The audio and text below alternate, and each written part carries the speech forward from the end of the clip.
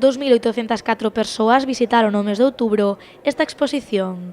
Galaicos, un pobo entre dous mundos, chegou ao Museo de Pontevedra o pasado día 4 e dende entón non parou de despertar un gran interese entre a poboación. Hai unha alta participación de centros da provincia de Pontevedra e tamén de outros centros educativos da provincia da Coruña, coa relevancia que isto ten, non? É fundamental que as estudiantes e os estudiantes coñezan a nosa historia, eso fai ter unha posición, non, no mundo, orgullo do que somos, coñecemento da nosa historia, polo tanto tamén formar, non? Para que as novas xeracións pois sigan dándolle pulo, non? A toda a cultura e a toda a historia da nosa provincia.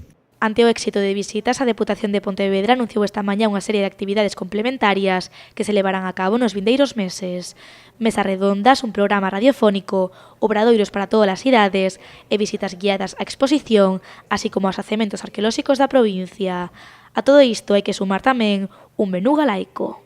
E aquí está a mostra, non, de eses menús que falan de unha gastronomía avanzadísima do século XXI, onde somos unha grande referencia coas nosas estrellas Michelin nesta provincia, pero que van a tomar como referencia os alimentos e os produtos daquela outra época e, polo tanto, pois tamén a través do paladar atraer a cidadanía que vai a este maravilloso restaurante do museo a degustar produtos para que tamén teñan coñecemento, para que tamén lles atraiga aquilo que durante tanto tempo fomos.